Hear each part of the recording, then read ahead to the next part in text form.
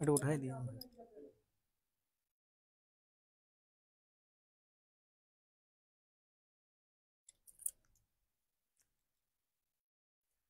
আসসালামু আলাইকুম।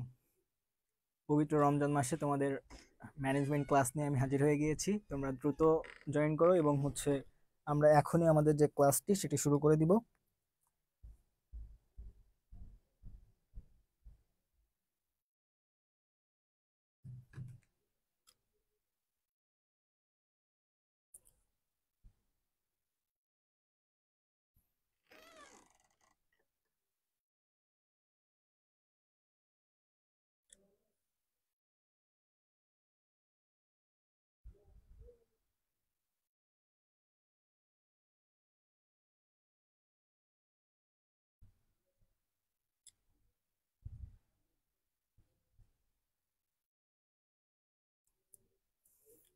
হুম,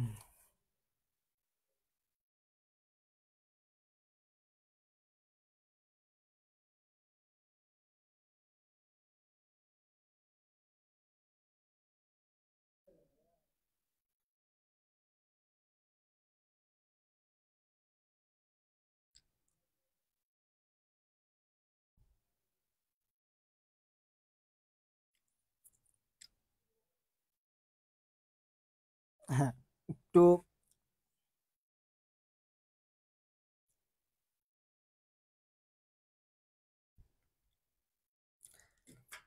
হ্যাঁ, ক্লাসটি তোমরা একটু শেয়ার করে দাও এবং বন্ধুদেরকে জানিয়ে দাও যে আজকে আমাদের ব্যবসা সংগঠন ও ব্যবস্থাপনা বিষয়ের ম্যানেজমেন্ট ম্যানেজমেন্ট বলে অনেকেই, কিন্তু ব্যবসায় সংগঠন ও ব্যবস্থাপনা বিষয়ের প্রথম পত্রের যে দ্বিতীয় অধ্যায়টা আছে ব্যবসায়ের পরিবেশ, আমরা সেটা নিয়ে আজকে ক্লাস করব।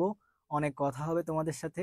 ক্লাস তো সবাই ক্লাস নাই, কিন্তু আজকে আমরা ক্লাসের সাথে সাথে তোমাদের সাথে আড্ডা দিব এবং আড্ডা দিতে দিতে আমরা এই চ্যাপ্টারটা শেষ করে ফেলবো, ঠিক আছে?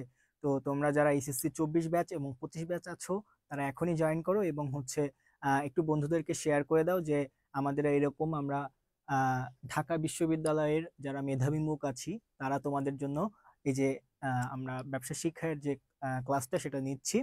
আমরা কিন্তু তোমাদের জন্য যে আমাদের যে কোর্সটা অলরেডি রানিং আছে, আমাদের অনেকগুলো ক্লাস কিন্তু চলতেছে। আমাদের business studies sure short course নামে যে কোর্সটা আছে, business studies sure short course নামে যে কোর্সটা আছে,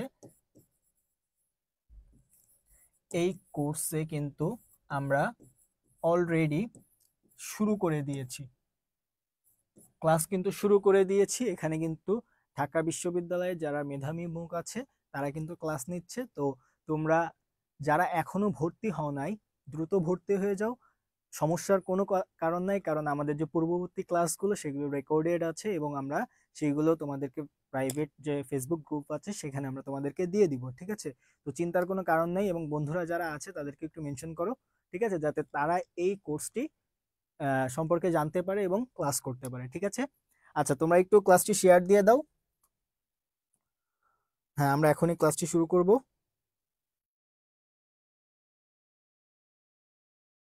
ওকে।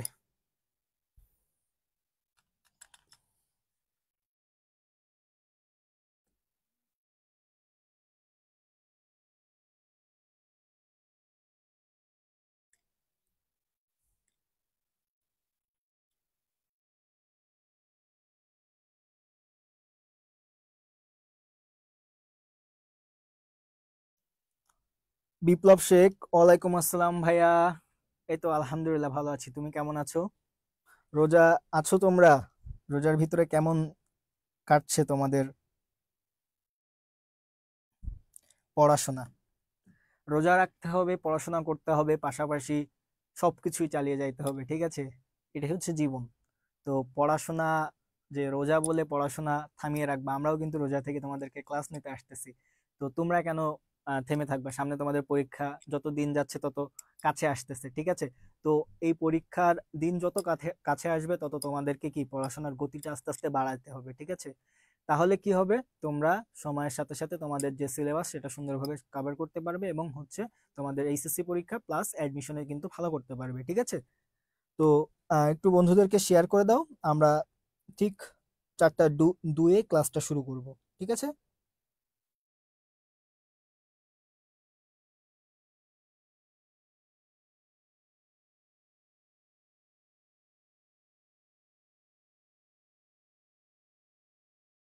ওকে,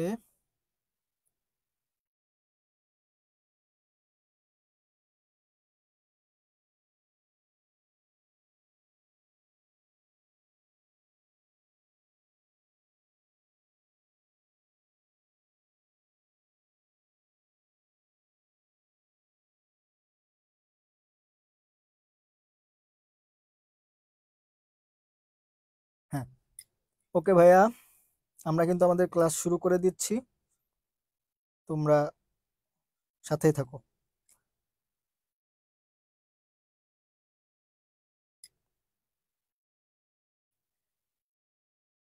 হ্যাঁ, ঠিক আছে, তোমরা রোজা আছে শুনে ভালো লাগলো। আচ্ছা, আমরা তাহলে শুরু করি, তোমরা দ্রুত জয়েন হয়ে যাও। আজকে আমরা পড়াবো আমাদের ব্যবসায় সংগঠন ও ব্যবস্থাপনার প্রথম পত্রের যে দ্বিতীয় অধ্যায়টা আছে ব্যবসায় পরিবেশ, সেটা নিয়ে আমরা ক্লাস নেব আজকে। আমার পরিচয় এখানে দেওয়াই আছে, তাও বলি, ইমামুল রিয়াদ, পড়াশোনা করছি ঢাকা বিশ্ববিদ্যালয়ের ফিনান্স ডিপার্টমেন্টে। আর আমার যে ডিউ ভর্তি পরীক্ষা ছিল সেখানে কিন্তু 237তম হয়েছি, ঠিক আছে, এখানে দেওয়া আছে। যাই হোক, আমরা আমাদের মূল পড়াশোনা যেটা সেখানে চলে যাই। হ্যাঁ, মূল পড়াশোনা সেখানে চলে যাওয়ার আগে তোমরা একটু জানাও যে কে কোথা থেকে ক্লাস করছো এবং সবাই কেমন আছো, একটু জানাও। তাহলে বাকি যারা আছে আমাদের এই কোর্সে যারা আছে এবং পাশাপাশি অন্য যারা ক্লাস করতে চাই, এই আজকের ক্লাসটা আমাদের কোর্সে যারা আছে এবং পাশাপাশি অন্য যারা আছে সবার জন্যই আমরা ক্লাসটা রেখেছি। তো যারা কোর্সে আছে প্লাস কোর্সের বাইরে যারা আছে দ্রুত জয়েন হও, তাহলে আমরা ক্লাসটি দ্রুত শুরু করতে পারবো, ঠিক আছে।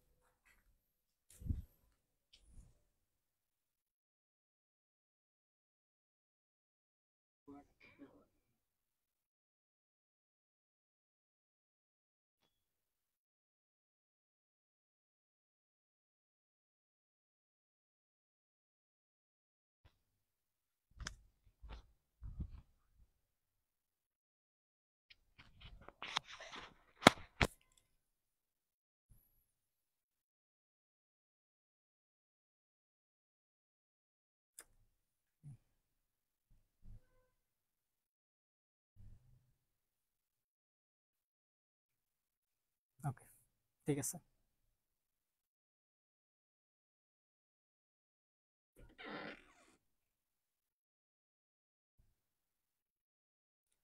ঠিক আছে, তাহলে আমরা আমাদের ক্লাসে চলে যাই।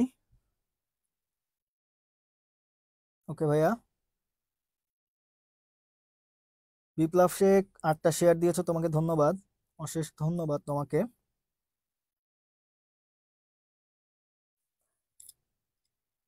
ঠিক আছে ভাই, আমরা আমরা আমরা আমাদের যে ক্লাসটা আছে সেটা শুরু করি।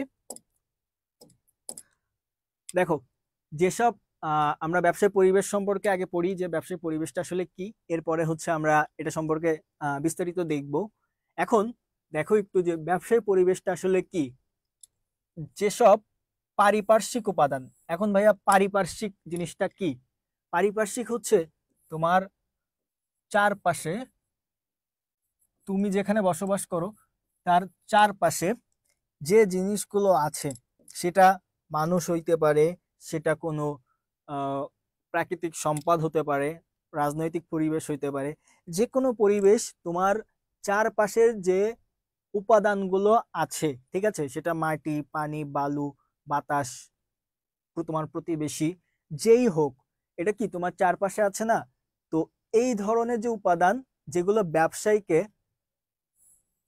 প্রত্যক্ষ এবং পরোক্ষ, প্রত্যক্ষ কি সরাসরি তোমাকে প্রভাব বিস্তার করতেছে, আর পরোক্ষ কি প্রভাব বিস্তার করতেছে কিন্তু সেটা সরাসরি না, সেটা কিভাবে করতেছে, পরোক্ষ, অন্যজনের মাধ্যমে করতেছে।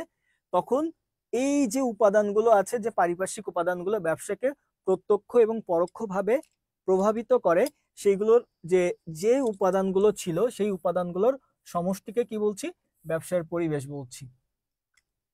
এখন আমরা প্রথম অধ্যায়ে কিন্তু ব্যবসার কার্যাবলী পড়েছিলাম ভাইয়া। সেই কার্যাবলী যেগুলো আছে সেই আমরা উৎপাদন থেকে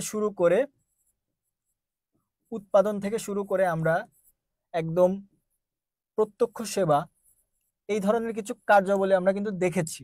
এই যে কার্যাবলীগুলো তুমি সম্পাদন করবে, এই কার্যাবলী সম্পাদন করার ক্ষেত্রে এই ব্যবসার পরিবেশের যে উপাদানগুলো, এখন আমরা কিছু উপাদান একটু পরের স্লাইডে আমরা যাব যখন, তখন কিন্তু উপাদানগুলো সম্পর্কে আমরা জানতে পারবো। এখন তখন আমরা যে উপাদানগুলো সম্পর্কে জানবো, ওইগুলো আমাদের ব্যবসায়ের যে কাজগুলো আছে, উৎপাদন, তারপরে ক্রয় বিক্রয়, গুদামজাতকরণ, তারপরে তোমার পরিবহন, এই যে কাজগুলো আছে এই কাজগুলোকে কিভাবে প্রভাবিত করে, এইগুলো আমরা তখন ওই পার্ট বাই পার্ট আমরা দেখব। ঠিক আছে, এখন কি বলছে নিচের পার্টটা একটু খেয়াল করো, এই পার্টটা একটু বোঝার বিষয়। বলছে বর্তমান প্রতিযোগিতাপূর্ণ মুক্ত বাজার অর্থনীতি। মুক্ত বাজার অর্থনীতি মানে কি? তুমি চাইলে শুধু বাংলাদেশে না, তোমার জন্য মার্কেটটা পুরো বিশ্বে খোলা আছে, তুমি পুরো বিশ্ব থেকে ক্রয় বিক্রয় দুইটাই করতে পারবা। এটাকে বলা হচ্ছে মুক্ত বাজার অর্থনীতি। তো এই মুক্ত বাজার অর্থনীতির যুগে ব্যবসায়ের সাফল্য নির্ভর করে ব্যবসায়ের পরিবেশের উপরে। পরিবেশের উপাদানগুলো মানুষের অর্থনৈতিক কার্যাবলী এবং ব্যবসা বাণিজ্যকে ব্যাপকভাবে প্রভাবিত করে। এখন এই যে পরিবেশের যে উপাদানগুলো, এই উপাদানগুলো তোমার যে ব্যবসা আছে সেই ব্যবসার কার্যাবলীকে প্রভাবিত করে, পাশাপাশি তোমার যে অর্থনৈতিক কার্যক্রম আছে সেগুলোও কিন্তু প্রভাবিত করে। ঠিক আছে, এখন আমরা একটু উপাদানগুলো দেখব। তো তোমরা কে কে আছো আমি একটু দেখি। হ্যাঁ, ওকে, এখন আমরা, হ্যাঁ, ফেরদৌস পপি, ওয়ালাইকুম আসসালাম। ঠিক আছে, আমাদের সাথে থাকো, দেখবা অনেক কিছু, অনেক নতুন বিষয় জানতে পারতেছো। এটা হচ্ছে নট এ ক্লাস, তোমার একাডেমিক ক্লাস, তোমার হচ্ছে এমন ক্লাস সবাই দিতে পারবে, কিন্তু এই ক্লাসের সাথে সাথে তোমরা কিন্তু অনেক বিষয় জানতে পারবে। এই মুক্ত বাজার অর্থনীতি বিষয়টা কি, এটা কিন্তু তোমাদের ক্লাসের পাশাপাশি তোমরা কিন্তু জেনে নিলা। ঠিক আছে, এটা কিন্তু তোমার এক শুধু তোমার এই যে এইচএসসি পরীক্ষা না, পাশাপাশি তোমার সামনে অ্যাডমিশন আসতেছে, সেখানে কিন্তু এই ধরনের প্রশ্ন কিন্তু আসতে পারে। ঠিক আছে, তো তুমি কেন নিজেকে পিছিয়ে রাখবে, তুমি এক্সট্রা মানে এক্সট্রা অর্ডিনারি হবা।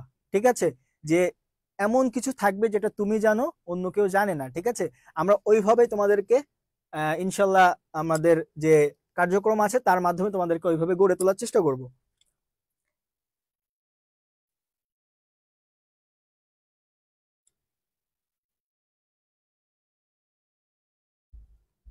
মিফতাহুল জান্নাত, ওয়ালাইকুম আসসালাম ভাইয়া। আরিফ আবরার, এটা কি অ্যাডমিশনের জন্য?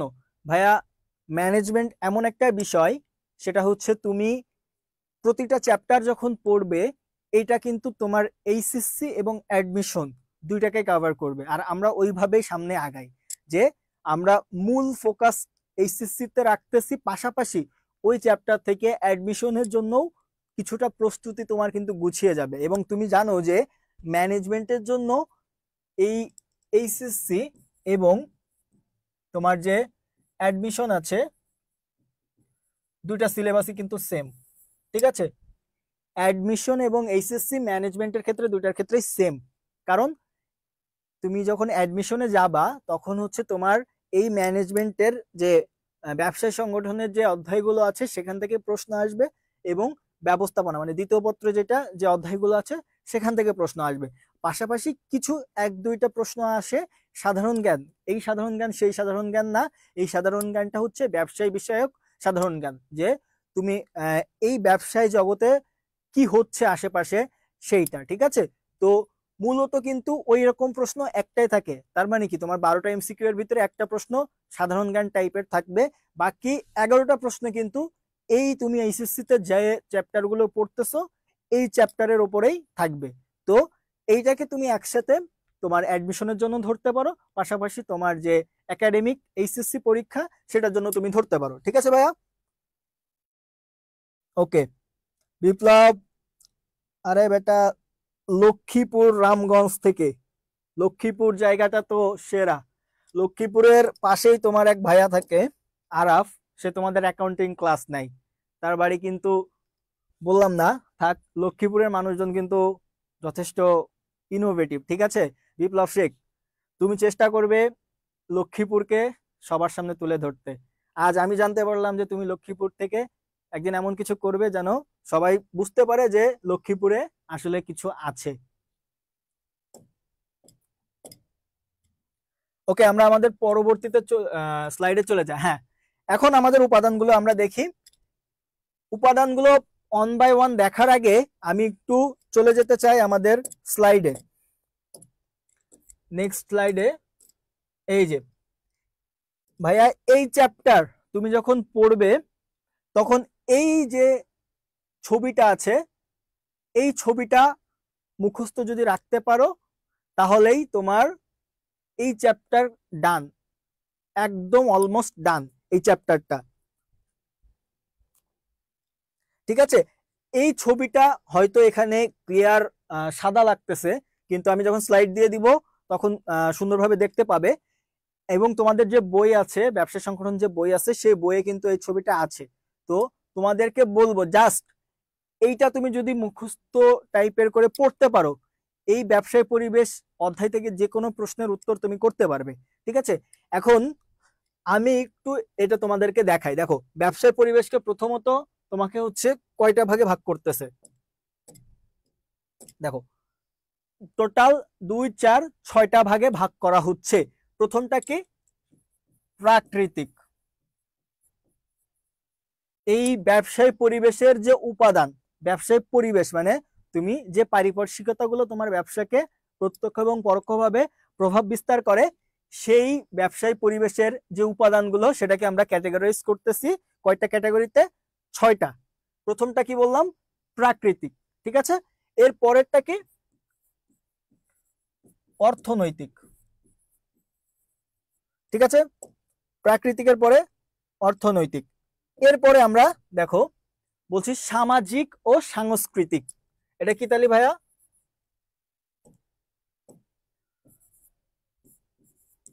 সামাজিক ও সাংস্কৃতিক কয়টা হলো? 3টা।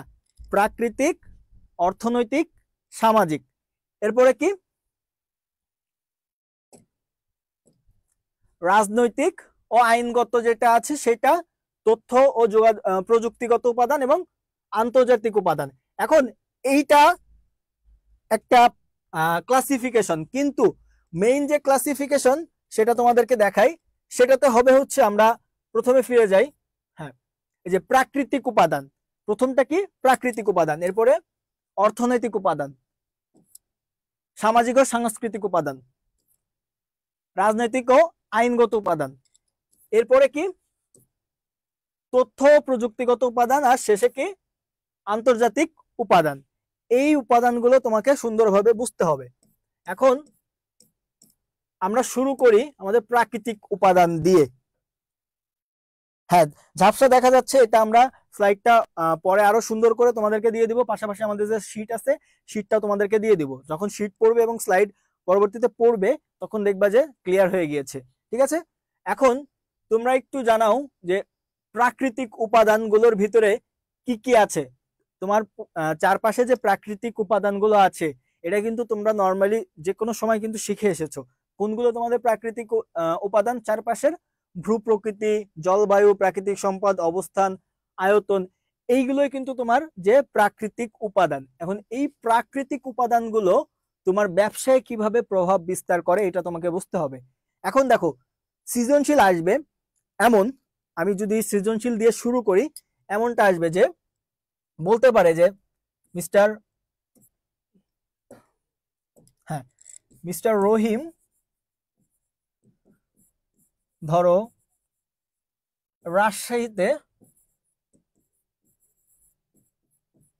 রাজশাহীতে কি করলো? আমের চাষ করলো, আম বাগান করলো, ঠিক আছে। মিস্টার রহিম রাজশাহীতে আম বাগান করলো। এখন সে কেন রাজশাহীতেই আম বাগানটা করলো? বাংলাদেশের ভিতরে 64 জেলা আছে, 64 জেলার মধ্যে সে কেন রাজশাহীটাকেই বেছে নিল তার আম চাষের জন্য? নিশ্চয় কি তার ওই রাজশাহী শহরে সে জানে যে প্রাকৃতিক যে পরিবেশ, মাটি, তারপরে সেখানকার মাটির গুণাগুণ, আবহাওয়া, এইগুলো আম চাষের জন্য উপযোগী। ঠিক আছে, তো সেই জন্য মিস্টার রহিম কিন্তু রাজশাহীতে গিয়েই আম চাষটা করছে। এখন তোমার পরীক্ষায় প্রশ্ন এইভাবে আসবে যে মিস্টার রহিম রাজশাহীতে গিয়ে কি করলো, তার যে আম চাষ সেই বিজনেসটা সে খুললো এবং রাজশাহীতে সে একটা আমের বাগান করলো, সেখান থেকে সে আম ক্রয় করে, আম সেখানে উৎপাদন করে এবং সেটা সে পরবর্তীতে রাজশাহীর যে মার্কেট আছে সেখানে বিক্রি করে, পাশাপাশি 64 জেলায় সে কি করে, সেই আমটা সাপ্লাই দেয়। এখন এইটা তোমার উদ্দীপক দিয়ে দিবে, দেওয়ার পরে তোমাকে প্রশ্ন করবে যে মিস্টার রহিম রাজশাহীতে যে আম বাগানটা করলো, এইটা সে পরিবেশের, ব্যবসায় পরিবেশের কোন উপাদানের মানে তোমার হচ্ছে অনুকূল পরিবেশের জন্য করতে পারছে। কারণ এই রাজশাহীতে কিন্তু তোমার ওই আম চাষের জন্য প্রাকৃতিক যে উপাদানটা সেটা কিন্তু অনুকূলে ছিল। তো এইভাবে কিন্তু তোমাদের পরীক্ষায় প্রশ্ন আসবে। তো তোমরা কি প্রশ্নের প্যাটার্নটা ধরতে পারছো? প্রশ্নের প্যাটার্নটা যদি ধরতে পারো একটু কমেন্ট করে জানাও যে হ্যাঁ ভাইয়া প্রশ্নের প্যাটার্নটা ধরতে পেরেছি।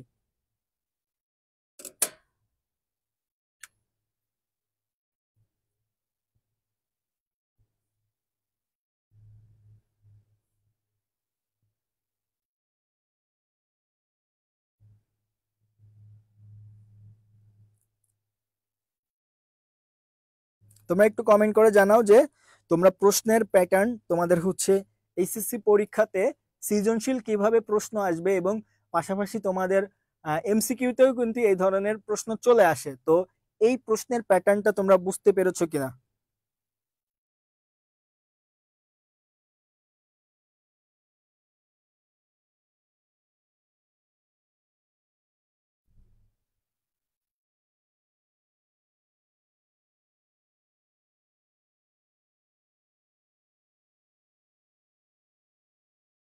হ্যাঁ, ঠিক আছে, তোমরা একটু কমেন্ট করে জানাও, দেখি কে কে আছে।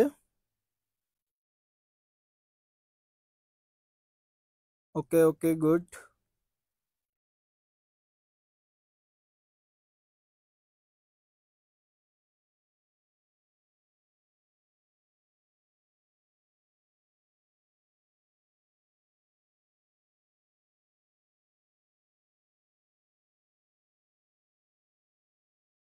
ঠিক আছে,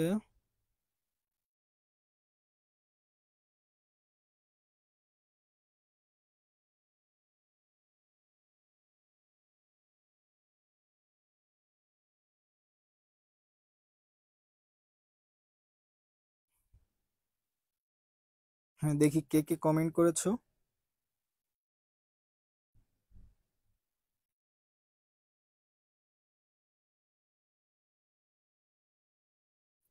হ্যাঁ, জান্নাতুল বাকিয়া, জি ভাইয়া, ঠিক আছে, থ্যাংক ইউ, তোমাকে বুঝতে পেরেছো। ফেরদাউস পপি, ঠিক আছে ভাইয়া। মিফতাহুল জান্নাত এবং বিপ্লব শেখ, ইনশাল্লাহ তোমরা এভাবে লেগে থাকো, দেখবা সবাই অনেক ভালো কিছু করতে পারছো। সব সময় মনে রাখবা সৃষ্টিকর্তা তোমার যদি মেধা থাকে সব সময় কিন্তু তোমাকে সাফল্য দিবে না।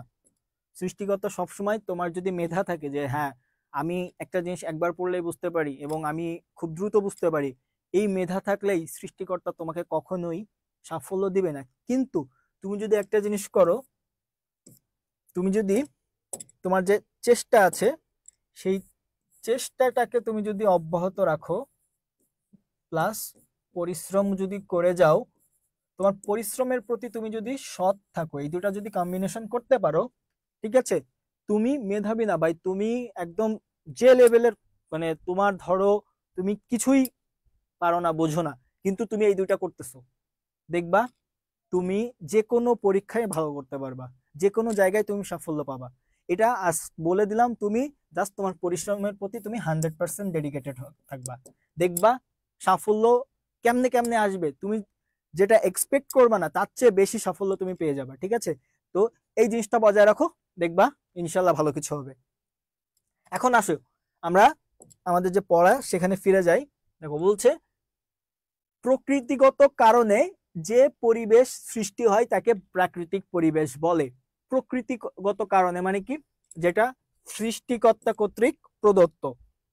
এটা তুমি আমি সৃষ্টি করতে পারবো না, তুমি আমি তৈরি করতে পারবো না। এটা কি সৃষ্টিকর্তা প্রদত্ত বা প্রকৃতিগত কারণে যেটা সৃষ্টি হয় সেটাই কি প্রাকৃতিক পরিবেশ। এখন যে কোনো দেশের ভূপ্রকৃতি, ভূপ্রকৃতি মানে কি তোমার মাটি, ভূপ্রকৃতি মানে কি তোমার হচ্ছে নিচের যে মাটি এক এক জায়গায় এক এক রকম কিন্তু বিহেভিয়ার, কোথাও পলি মাটি কোথাও দোআঁশ মাটি। এরপরে জলবায়ু, জলবায়ু মানে কি একটা দীর্ঘ সময়ের তোমার আবহাওয়ার যে বিবরণটা, মানে কি বাংলাদেশের কথা যদি চিন্তা করো, বাংলাদেশে কি একটা দীর্ঘ সময় ধরে কেমন আবহাওয়া বিরাজ করতেছে, ঠিক আছে, এটা কি উষ্ণ নাকি এটা কি শীতল, এই ধরনের কথাবার্তা। এরপরে প্রাকৃতিক সম্পদ, যেমন হ্যাঁ বিপ্লব শেখ বলছে যে প্রাকৃতিক গ্যাস সহ ইত্যাদি বিভিন্ন ধরনের কিন্তু প্রাকৃতিক সম্পদ রয়েছে। এই প্রাকৃতিক সম্পদগুলোও কিন্তু তোমার প্রাকৃতিক উপাদানের ভিতরে যাবে। এরপরে অবস্থান, তোমার যে অবস্থানটা এটা কোথায় আছে পৃথিবীর, বাংলাদেশের অবস্থানটা পৃথিবীর কোন দিকে আছে। আয়তন, বাংলাদেশের আয়তন কেমন, মানে এখানের জনসংখ্যার তুলনায় তোমার এখানের স্পেসটা কেমন। পাশাপাশি জনসংখ্যা, এই যে এটা কিন্তু একটু মনে রাখবা, জনসংখ্যা কিন্তু প্রাকৃতিক পরিবেশ। এই যে কিছু জায়গা আছে যেখানে কিন্তু হিট করবে প্রশ্নের ক্ষেত্রে, নদ নদী পাহাড় পর্বত এইগুলো সবই কিন্তু প্রাকৃতিক পরিবেশের। এবং জনসংখ্যাটা এটা মনে রাখবা যে কোন পরিবেশের অন্তর্গত, এই জনসংখ্যাটা এখানে প্রাকৃতিক উপাদানের ভিতরে, এটা কিন্তু ইম্পর্টেন্ট। এই যে উপাদানগুলোর উপস্থিতি এবং অনুপস্থিতির দ্বারা ব্যবসায়িক কার্যকলাপ প্রভাবিত হয়। এখন এইগুলো যদি অনুকূলে থাকে তোমার, তাহলে তোমার ব্যবসাটা কি করবে, আরো আস্তে আস্তে ইনক্রিজ করবে। কিন্তু এইগুলো যদি তোমার অনুকূলে না থেকে তোমার প্রতিকূলে চলে যায়, সেক্ষেত্রে তুমি কিন্তু ব্যবসাটা সুন্দরভাবে সম্পন্ন করতে পারবে না। এরপরে আমরা চলে যাই দ্বিতীয় আমাদের যে উপাদান ছিল, দ্বিতীয় উপাদানে চলে যাই। হ্যাঁ, মোস্ট ইম্পর্টেন্ট উপাদান কিন্তু এটা, এটা যদি না বুঝো তাহলে কিন্তু এই চ্যাপ্টারের অ্যান্সার করতে পারবা না। দেখো, অর্থনৈতিক উপাদান, এই অর্থনৈতিক উপাদানটা কি, ইকোনমিক এলিমেন্ট। এখন অর্থ বলতে তোমরা সবসময় কি বুঝো, টাকা, কিন্তু এই অর্থনৈতিক উপাদান বলতে কিন্তু শুধু টাকা না। দেখো এখানে বলতেছে কি, কতগুলো উপাদানের সমন্বয়ে গঠিত যা ভোক্তার ক্রয় ক্ষমতা, এই যে ভোক্তা যে কোনো কিছু কিনবে তার যে ক্রয় ক্ষমতা এবং ব্যয়ের যে ধরন, সেটাকে কি এই অর্থনৈতিক উপাদানগুলো প্রভাবিত করবে। এই সব উপাদানের মধ্যে এই জায়গাটা ইম্পর্টেন্ট, কি বলছে, অর্থ, শুধু টাকা না কিন্তু, অর্থ কিন্তু এই অর্থনৈতিক পরিবেশের অন্তর্গত। এরপরে কি আছে, ঋণ ব্যবস্থাপনা। এখন এই যে অর্থটা দেখো কোথা থেকে আসে, ঋণের মাধ্যমে কিন্তু আসে। হয় তুমি ইনকাম করো, না হলে কি হয়, তোমার কাছে যদি টাকা কম থাকে তুমি কি করলা, ঋণ নিলা, ব্যাংক বা যে কোনো তোমার ফাইন্যান্সিয়াল ইনস্টিটিউশন থেকে তুমি কি করলা, লোন নিলা। এছাড়া কি আছে, তুমি তোমার যে ইনকাম সেখান থেকে তুমি কিছুটা সঞ্চয় করলা, এবং সেই সঞ্চয় তুমি শেয়ার বাজার বা তোমার গভর্নমেন্টের যে সঞ্চয়পত্র আছে বা বিভিন্ন জায়গায় বিভিন্ন বিজনেসে তুমি ইনভেস্ট করলে।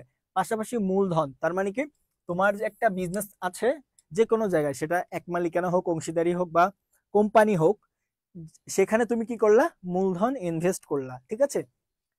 এই জিনিসগুলো কিন্তু ইম্পর্টেন্ট, এই যে অর্থ, ঋণ ব্যবস্থাপনা, তারপরে সঞ্চয় ও বিনিয়োগ, মূলধন, এই জিনিসগুলো কিন্তু মনে রাখতে হবে। এইগুলো কিন্তু তোমার উদ্দীপকের ভিতরে ছোট ছোট করে দেওয়া থাকবে, দিয়ে এইগুলো কিন্তু ইন্ডিকেশন হিসেবে থাকবে, তোমাকে বুঝে নিতে হবে যে এটা অর্থনৈতিক পরিবেশের উপাদান, ঠিক আছে।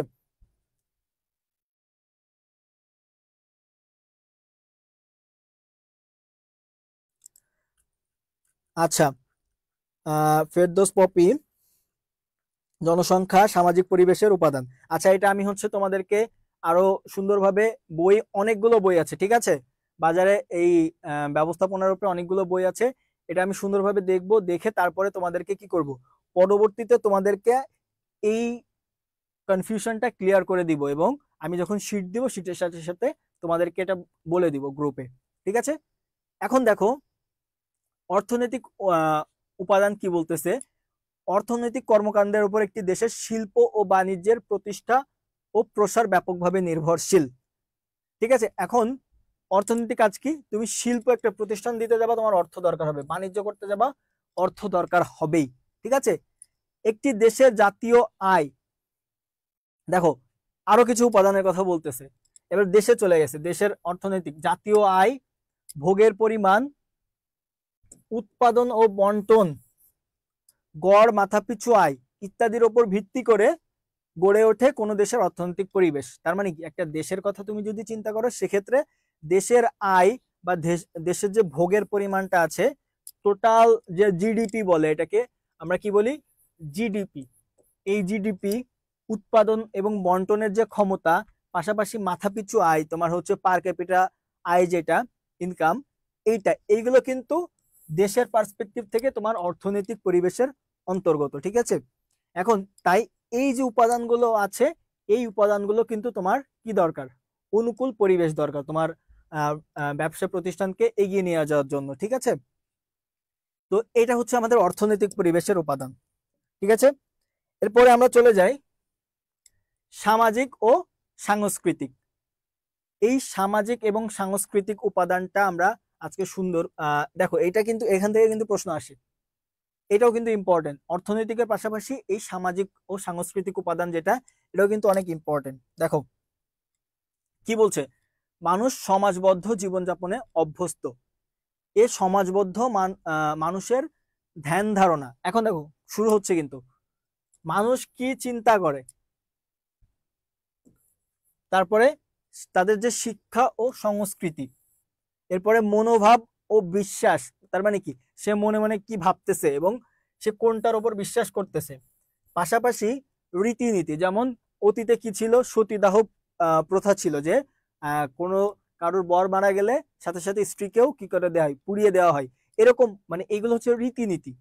তো এই রীতিনীতি, মূল্যবোধ মানে কি, দীর্ঘদিন ধরে নৈতিকতার যে চর্চাটা, সেটা, ধর্মীয় চেতনা, এইগুলোর উপর ভিত্তি করে কি গড়ে ওঠে, তোমার সামাজিক পরিবেশটা কিন্তু গড়ে ওঠে। এখন ব্যবসা বাণিজ্যের উপর এই সামাজিক উপাদানগুলোর প্রভাব কিন্তু বেশি। কিভাবে, তুমি যখন দেখবা তুমি একটা ব্যবসা করতে গিয়েছো, এখন ব্যবসায় হয় তুমি প্রোডাক্ট দিবা, হয় কি দিবা, সার্ভিস দিবা। এখন এই প্রোডাক্ট বা সার্ভিস তুমি কাদেরকে দিবা, সমাজের মানুষকে দিবা। ঠিক আছে, এখন এই সমাজের মানুষের ভিতরে ধ্যান ধারণা যদি অন্যরকম থাকে, তুমি যদি চিন্তা করো যে ওয়েস্টার্ন ড্রেস যেটা, এখন তুমি যদি এই ওয়েস্টার্ন ড্রেসগুলো তুমি হচ্ছে ইসলাম মানা দেশ যেগুলো আছে, সৌদি আরব বা অন্যান্য জায়গায় তুমি যদি বিক্রি করতে যাও, তুমি কিন্তু বিক্রি করতে পারবা না। তারপরে এই যে রমজান মাসে দেখো, বাংলাদেশ কিন্তু অলমোস্ট 95 থেকে 96% কিন্তু মুসলমান। এখন এই রোজার মাসে অধিকাংশই কিন্তু মোটামুটি একটা বিশাল অ্যামাউন্টের মানুষ কিন্তু রোজা রাখে। এখন তুমি যদি রোজার মাসে দিনের বেলা তুমি যদি হচ্ছে খাবারের বিজনেস করতে চাও, সেক্ষেত্রে তুমি কি করতে পারবা না, লাভ করতে পারবা না। কারণ কি, এটা কিন্তু এই বাংলাদেশের পার্সপেক্টিভে কিন্তু এটা তোমার সম্ভব না। এটা হচ্ছে এই দেশের যে ধর্মীয় চেতনা, সেটার ভিত্তিতে গড়ে উঠেছে। পাশাপাশি এই যে দেখো, কয়দিন আগে আমাদের কি হলো, যে তোমার হচ্ছে খেজুরের দাম বেড়ে গেল। তারপরে কি হলো, এই খেজুরটার দাম বেড়ে গেল। এখন বাংলাদেশের মানুষ কিন্তু এটা কি পজিটিভলি নিচ্ছে না। কারণ কি, তারা চাচ্ছে যে তারা এই, যেহেতু 96% হচ্ছে মুসলিম কান্ট্রি, তারা চায় কি, যে বাংলাদেশে হচ্ছে খেজুর আসুক এবং বাংলাদেশের মানুষ সে খেজুর দিয়ে ইফতারি করুক। ঠিক আছে, তো এরকম এই যে তোমার উপাদানগুলো আছে, এইগুলো যখন তোমার ব্যবসাকে প্রভাবিত করবে, তখন সেটা কিন্তু তোমার এই সামাজিক ও সাংস্কৃতিক উপাদান হিসেবে ব্যবসার পরিবেশের অন্তর্গত হয়ে যাবে। ওকে, ঠিক আছে, এই লিস্টটা একটু দেখো। এই লিস্টে কিন্তু এখানে বলা আছে শিক্ষা, সংস্কৃতি, ধর্মীয় চেতনা, সামাজিক রীতিনীতি, মনোভাব, মূল্যবোধ, ইতিহাস ও ঐতিহ্য। ঠিক আছে, এখন দেখো আরেকটা, পরেরটা কি দেখো, পরের পার্টটা একটু দেখো। ও আচ্ছা, মাঝখানে একটা চলে গিয়েছে, রাজনৈতিক ও আইনগত। এখন এই জিনিসটা একটু ক্রিটিক্যাল।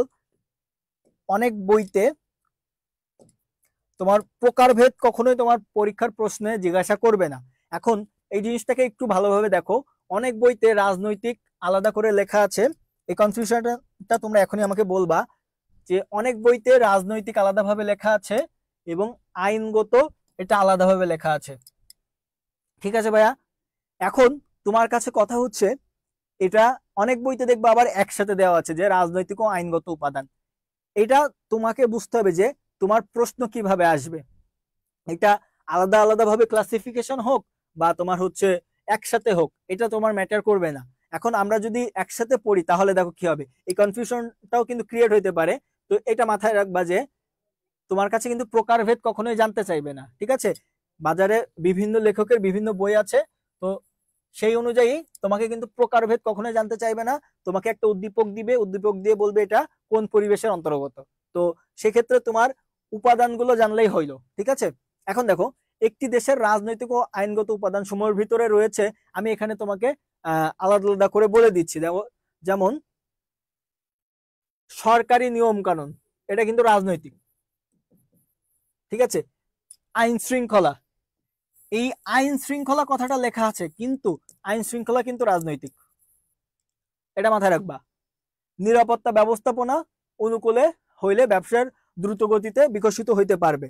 এখন দেখো আমরা ইসে চলে যাই। হ্যাঁ দেখো এখানে কি বলছে, রাজনৈতিক স্থিতিশীলতা, এটা কিন্তু রাজনৈতিক পরিবেশের অন্তর্গত।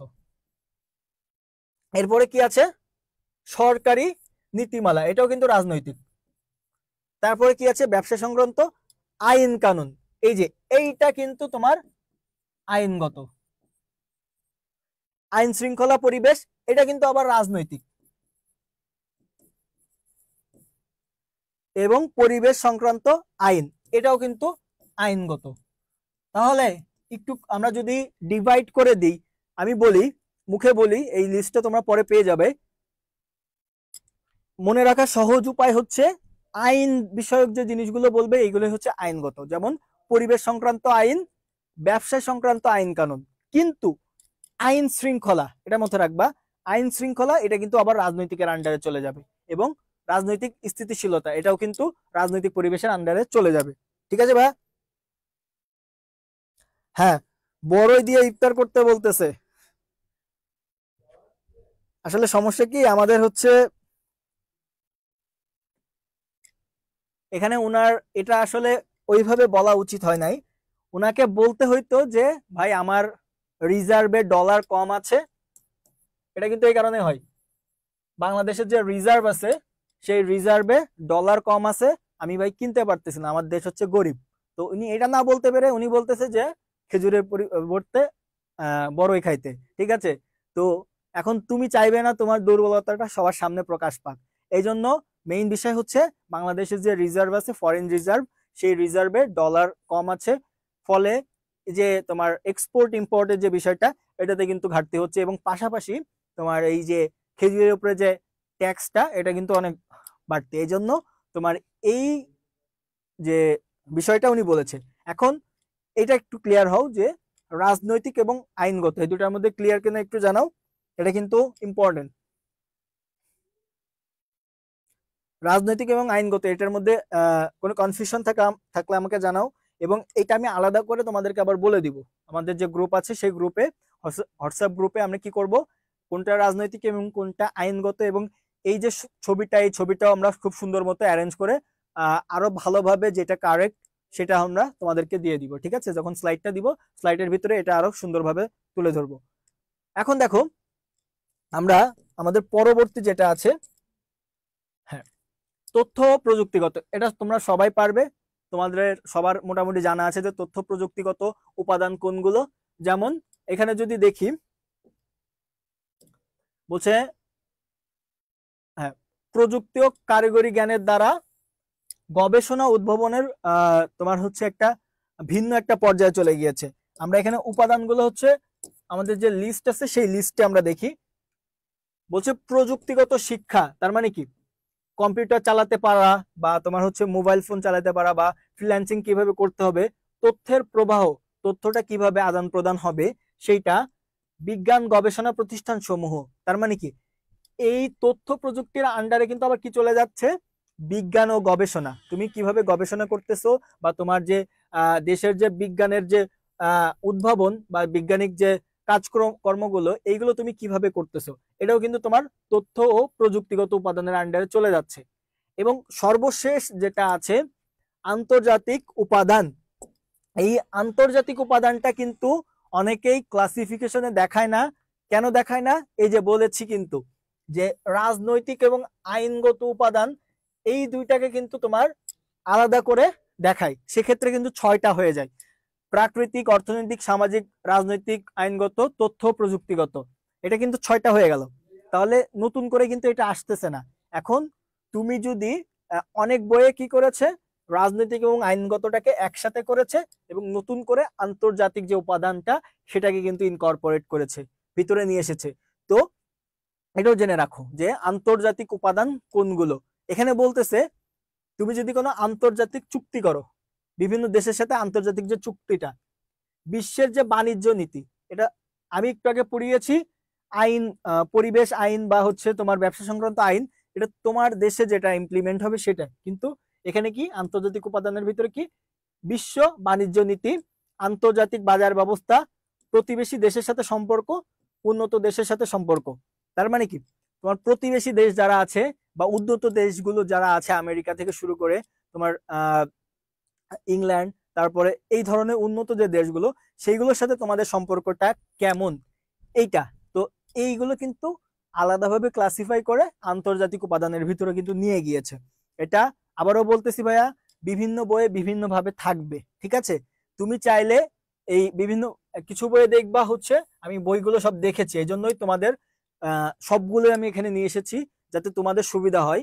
যে কিছু বইয়ে রাজনৈতিক এবং আইনগত দুইটাকে আলাদা করে লেখা হয়েছে, আন্তর্জাতিক উপাদানটাকে নিয়ে আসা হয় নাই। কিছু বইয়ে রাজনৈতিক এবং আইনগতটাকে একসাথে রেখেছে এবং আন্তর্জাতিকটাকে তোমার হচ্ছে নতুন করে নিয়ে এসেছে। এখন তোমাকে আমি বলতে চাই যে তোমার কাছে কিন্তু ক্লাসিফিকেশন জানতে চাইবে না যে ব্যবসায় পরিবেশ কত প্রকার ও কি কি লিখো, এটা কিন্তু জানতে চাইবে না। তো এটা নিয়ে কোনো প্যারা নেই, আমি আরো তোমাদেরকে ক্লিয়ার ভাবে বলে দিতে চাচ্ছি, কারণ এই জিনিসগুলো কিন্তু তোমার জানা দরকার। তো তোমার প্রশ্ন আসবে যে এটা কোন পরিবেশের অন্তর্গত বা রাজনৈতিক পরিবেশ কাকে বলে, খ নম্বরের প্রশ্নে এতটুকুই ভাই। তোমার কাছে কখনোই জানতে চাইবে না যে পরিবেশ, ব্যবসায় পরিবেশের উপাদান কতগুলো কি কি, এভাবে লিখো, এভাবে জানতে চাইবে না কখনোই, এই ধরনের প্রশ্ন আসবে না। এই জন্য আমি টোটালটা মানে যেখানে কনফিউশন থাকা উচিত সেটাও আমি নিয়ে এসেছি, যে রাজনৈতিক এবং আইনগত এবং আন্তর্জাতিক উপাদান, এই এই যে জিনিসগুলো, এগুলোতেই কিন্তু সবার কনফিউশন থাকে।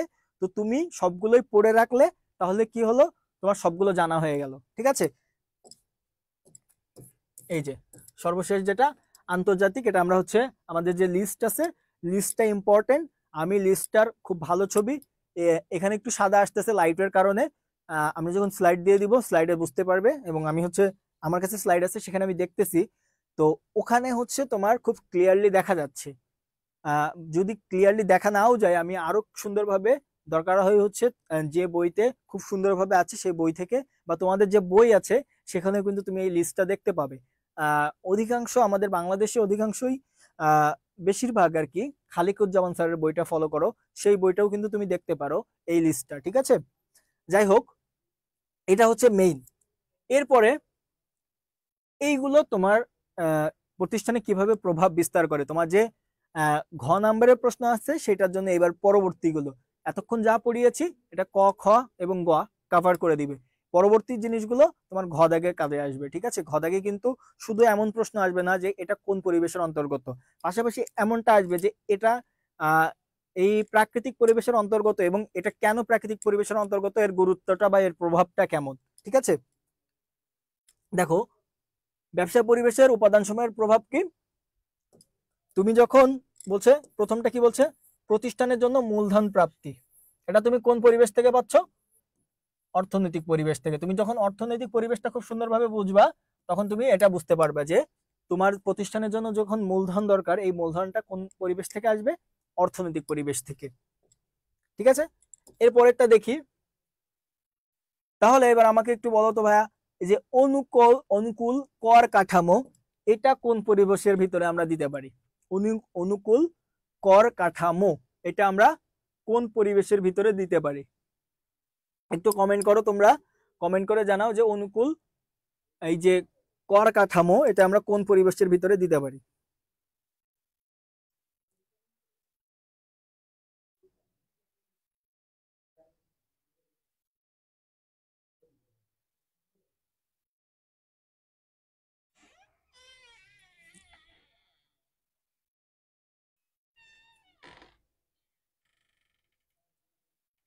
হ্যাঁ, তোমরা এই যে দেখো আমাদের অনুকূল যে কর কাঠামো, এইটা আমাদের ব্যবসায় পরিবেশের কোন উপাদানটার সাথে সম্পর্কযুক্ত, কোন উপাদানটা হচ্ছে এই কর কাঠামোটাকে তোমার প্রভাবিত করে, তোমরা একটু জানাও দেখি। হ্যাঁ, স্লাইড আজকে রাতে দিয়ে দিব এবং শিটও দিয়ে দিব। এই এই অধ্যায়ের উপরে তোমাদের যে শিটটা, সেটা হচ্ছে আমি ক্লাস শেষে শিটটা দিয়ে দিব এবং স্লাইডের একটু কারেকশন করে স্লাইডটা রাতে দিয়ে দিব, ঠিক আছে? তোমরা শিটটা প্র্যাকটিস করে নিবে। এবং তোমাদের জন্য হচ্ছে আরেকটা অ্যানাউন্সমেন্ট হচ্ছে, এই রোজার ভিতরে আমার লাস্ট ক্লাস যেই দিন হবে, তার মানে কি এরপরে হচ্ছে আমি আর দুইটা রোজার ভিতরে আরো দুইটা ক্লাস হবে, একটা ক্লাস হবে, তারপরে লাস্ট মানে রোজার ভিতরে যে লাস্ট ক্লাসের দিন কিন্তু তোমাদের পরীক্ষা থাকবে। আমি যতগুলো চ্যাপ্টার পড়িয়েছি এটার উপরে কিন্তু তোমাদের হচ্ছে টোটাল একটা পরীক্ষা থাকবে। লাস্ট রোজার ভিতরে লাস্ট ক্লাস যেটা, এই ক্লাসের পরে একটা ক্লাস, তারপরে একটা ক্লাস। এই ক্লাসে তোমাদের আমি যা পড়াবো তার উপরে কিন্তু তোমাদের এমসিকিউ প্লাস হচ্ছে সিকিউ প্রশ্নও কিন্তু থাকবে। গুগল ফর্মে নিব, কিন্তু ওখানেও কিন্তু সিকিউ প্রশ্ন দিয়ে দিব এবং এমন ভাবে নিব যেন বোঝা যায় যে তুমি হ্যাঁ আসলে কিছু বুঝেছো এবং তুমি পরীক্ষায় অ্যান্সার করতে পারবে, ঠিক আছে?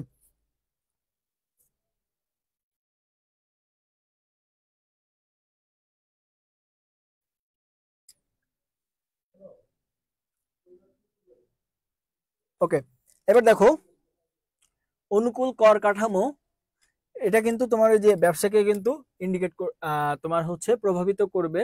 যেমন কি বলছে, সরকার যখন হচ্ছে তোমার এই বিভিন্ন কারখানা কারখানা গড়ে উঠবে, কিছু ক্ষেত্রে তারা কি দেয়, ট্যাক্সের উপরে ছাড় দেয়, ঠিক আছে? এই ছাড় দেওয়াটা তখন কি হবে, ওই যে ব্যবসা প্রতিষ্ঠানটা, তার জন্য কি হবে, সে ট্যাক্স যখন একটু ছাড় পাবে সে কিন্তু মাথা তুলে দাঁড়াইতে পারবে এবং তার বিজনেসটা কিন্তু সামনে এগিয়ে নিয়ে যেতে পারবে। তো এই কর কাঠামোটাও কিন্তু ইম্পর্টেন্ট। পরে পাশাপাশি কি আছে, লাইসেন্স প্রাপ্তির সুবিধা। তুমি ব্যবসা করতে যাচ্ছ, তোমার ব্যবসার জন্য কি দরকার, লাইসেন্স দরকার, ঠিক আছে? এরপরে কি আছে, ভূমি প্রাপ্তির সুবিধা। এটা কিন্তু ওই যে প্রাকৃতিক পরিবেশের অন্তর্গত, যে তুমি খুব ভালো মতো ভূমি কিন্তু পাচ্ছ কিনা, যে তুমি যে জায়গায় তোমার বিজনেসটা করতে চাচ্ছ বা তোমার হচ্ছে এটা যদি তুমি চাষবাসের বিজনেস করো, সেক্ষেত্রে তুমি ভূমিটা প্রপার পাচ্ছ কিনা, এইটা একটা বিষয়, ঠিক আছে? এরপরে কি আছে, সুষ্ঠু যোগাযোগ ও পরিবহন ব্যবস্থাপনা। এটা কিন্তু মোস্ট ইম্পর্টেন্ট। একটা দেশ চলতে গেলে এই উপাদানটা কিন্তু খুব বেশি ইম্পর্টেন্ট। যদি তুমি একটু চিন্তা করে দেখো যে যে প্রোডাক্টটা রাজশাহীতে উৎপাদন হচ্ছে, সেই প্রোডাক্টটা তোমার হাতে আসতেছে কিভাবে, এই সুষ্ঠু যোগাযোগ ও পরিবহন ব্যবস্থাপনার মাধ্যমে। কি হবে, রাজশাহীতে যে আমটা উৎপাদিত হচ্ছে সেই আমটা পরিবহনের মাধ্যমে তুমি দেশের যে প্রান্তে আছো না কেন সেখানে কিন্তু পৌঁছে যাচ্ছে। তো এটাও কিন্তু তোমার এই যে ব্যবসার উপরে প্রভাব বিস্তার করবে। বাজারে প্রবেশের সুযোগ, ওই যে আন্তর্জাতিক মুক্ত অর্থনীতির কথা বলেছিলাম প্রথমেই, যে তুমি তোমার কাছে সুযোগ আছে কিনা যে তুমি কোন কোন বাজারে তোমার পণ্যটাকে সাপ্লাই দিতে পারবে। এইগুলো তোমার হচ্ছে জাস্ট তোমার ঘ নম্বরের প্রশ্নটাকে আরেকটু ইনরিচ করার জন্য। এরপরে কি আছে, অনুকূল ঋণ ও আর্থিক সুবিধা। এই যে অর্থনৈতিক পরিবেশের আরো একটা কি পেয়েছি, যে তুমি ঋণ খুব সুন্দরভাবে পাচ্ছ কিনা বা আর্থিক সুবিধা পাচ্ছ কিনা বিজনেস করার ক্ষেত্রে। তাহলে কি হবে, তুমি যদি আর্থিক সুবিধা পাও সরকারের কাছ থেকে, বা তুমি যদি ঋণ সুবিধা পাও খুব সুন্দর মতো, তুমি হচ্ছে যদি ঋণ পাও এবং কম ইন্টারেস্টে তুমি যদি ঋণ পাও, সেক্ষেত্রে তোমার কি হবে, তোমার ব্যবসাটা কিন্তু তুমি খুব দ্রুত গড়ে তুলতে পারবে। সহায়ক ও সেবামূলক প্রতিষ্ঠানের উপস্থিতি। এখন প্রোডাক্ট যারা সাপ্লাই দেয় তাদের ক্ষেত্রেও কিন্তু সেবার দরকার হয়, তাদের প্রমোশনের দরকার হয়। যারা প্রোডাক্ট সেল করে তাদের কিন্তু প্রমোশনের দরকার হয়। এখন এই প্রমোশনটা কিন্তু এই সেবামূলক প্রতিষ্ঠান কিন্তু দিয়ে দিবে। সামাজিক ও সাংস্কৃতিক অবস্থা, এটা তো অবশ্যই ওই যে উপাদানের ভিতরে আমরা দেখেছি। অনুকূল সরকারি নীতিমালা, সরকার কিছু জিনিসের উপরে নিষেধাজ্ঞা দেয়, যেমন হচ্ছে পলিথিন। এই পলিথিন উৎপাদনের উপরে কিন্তু সরকার নিষেধাজ্ঞা দেয়, ঠিক আছে? তো এটা কিন্তু তুমি যদি পলিথিন উৎপাদনের ব্যবসা করতে যাও সেক্ষেত্রে কিন্তু তুমি ধরা খাবা, কারণ এটার উপরে সরকারি নিষেধাজ্ঞা রয়েছে, নীতিমালা রয়েছে যে পলিথিনের করা যাবে না, মানে ওই যে প্লাস্টিকের পলিথিন উৎপাদন করা যাবে না। অর্থনৈতিক ব্যবস্থা, দেশের রাজনৈতিক স্থিতিশীলতা, বিজ্ঞান ও প্রযুক্তি, এটা আমরা উপাদানের ভিতরেই দেখেছি। এইগুলো কিন্তু তোমার ব্যবসার ক্ষেত্রে খুব বড় একটা ভূমিকা পালন করবে। এখন দেখো কি কি দুর্বলতা বা সংকট থাকতে পারে। অবকাঠামোগত সংকট থাকতে পারে, প্রাতিষ্ঠানিক খাতের দুর্বলতা থাকতে পারে, এবং সমষ্টিক অর্থনৈতিক অস্থিতিশীলতা থাকতে পারে। এখন যেটা হচ্ছে, বাংলাদেশে কিন্তু প্রচুর পরিমাণে ইনফ্লেশন হচ্ছে। ইনফ্লেশন মানে কি? বাজারে টাকা, এই যে টাকা বাজারে কিন্তু বেশি হয়ে যাচ্ছে, কিন্তু আগে 10 টাকায় তুমি যে জিনিসটা পাইতা, এখন 100 টাকা দিয়ে সেই জিনিস কেনা লাগে। তার মানে কি? টাকার মান কিন্তু কমে গেছে। বাজারে টাকার সাপ্লাই বেশি হচ্ছে, কিন্তু বাজারে টাকার মানটা কমে গেছে। এটাকে কিন্তু আমরা কি বলি? ইনফ্লেশন বা মুদ্রাস্ফীতি। ঠিক আছে, এরপরে কি আছে? পণ্য বাজার ও শ্রমের অদক্ষতা, রাজনৈতিক অস্থিতিশীলতা। তার মানে কি? উল্টাটা, এই উল্টা জিনিসগুলো একটু আগে যেগুলো দেখলাম, যেগুলো অনুকূলে থাকলে তোমার ব্যবসা ভালো হবে, এগুলো হচ্ছে তার উল্টা। এগুলো যদি তোমার কোনো ব্যবসা প্রতিষ্ঠানের পরিবেশের আন্ডারে থাকে, সেক্ষেত্রে সেই ব্যবসাটা কিন্তু খুব বেশি ভালো করতে পারবে না বাজারে। যে তোমার পণ্য বাজার এবং শ্রম বাজারের যে অদক্ষতা বা রাজনৈতিক অস্থিতিশীলতা, মাঝখানে কিন্তু বাংলাদেশে কিন্তু এই রাজনৈতিক অস্থিতিশীলতা খুব ব্যাপকভাবে মাথাচাড়া দিয়ে উঠছিল। এইটার কারণে বা উৎপাদনে ব্যবহৃত প্রযুক্তি ও দক্ষতার ঘাটতি। দেখবা যে বাংলাদেশে হচ্ছে বাইরের দেশ থেকে তোমার যন্ত্র হায়ার করে নিয়ে আসা হয়। মেট্রো রেল বা পদ্মা সেতু করার ক্ষেত্রে তোমার জাপান বা অন্যান্য দেশ থেকে কিন্তু হায়ার করে নিয়ে আসা লাগতেছে, কারণ কি? বাংলাদেশে এগুলো নাই। আবার এই যন্ত্রগুলো যখন নিয়ে আসা হচ্ছে, ওই দেশ থেকেই কিন্তু মানুষ হায়ার করে নিয়ে আসা হচ্ছে এইগুলো চালানোর জন্য। ঠিক আছে, তো এইগুলো যদি থাকে, সেক্ষেত্রে ব্যবসার জন্য কিন্তু এটা অনুকূল না, এটা কিন্তু প্রতিকূল। ঠিক আছে, আচ্ছা। তো মোটামুটি আমাদের হচ্ছে ব্যবসার পরিবেশের যে চ্যাপ্টারটা, এটা হচ্ছে এখানেই শেষ। এখন তোমাদেরকে জাস্ট এই অধ্যায় থেকে একটা জিনিস ভালোভাবে পড়া লাগবে, সেটা হচ্ছে আমি যে লিস্টটা দিয়ে দিব, তোমার ব্যবসায় পরিবেশের যে লিস্ট, যেটা আমি দেখিয়েছিলাম, একটু সাদা লাগতেছিল এখানে লাইটের কারণে, ওই লিস্টটা মুখস্থ করবে। এবং হচ্ছে আমি যে শিট দিব, লেকচার শিট, স্লাইড না, স্লাইড তো দিবই, পাশাপাশি একটা লেকচার শিট দিব, লেকচার শিটটা একটু প্র্যাকটিস করবে। এই অধ্যায়ের উপরে তোমার প্রস্তুতি শেষ। ঠিক আছে ভাইয়া? ওকে, তাহলে আজকে মোটামুটি ক্লাস এই পর্যন্তই। এরপরে আমরা হচ্ছে সেকেন্ড পার্টির আরেকটা চ্যাপ্টার ধরবো। আমরা মিলমিশ করে পড়তেছি। প্রথম পত্র এবং দ্বিতীয় পত্র দুইটাই আমরা কভার করার চেষ্টা করতেছি। একটা প্রথম পত্র, একটা দ্বিতীয় পত্র। ঠিক আছে, নেক্সট দিন আমরা দ্বিতীয় পত্রের কোনো একটা চ্যাপ্টার কভার করব, যেটা আমাদের হয় নাই। আমরা অলরেডি দুইটা চ্যাপ্টার কভার করেছি, ব্যবস্থাপনার ধারণা এবং ব্যবস্থাপনার নীতি। পরের দিন আমরা পরের যে চ্যাপ্টারটা আছে সেটা আমরা পড়বো। ঠিক আছে, আজকের মতো মোটামুটি এখানে টাটা। ঠিক আছে, থ্যাংক ইউ।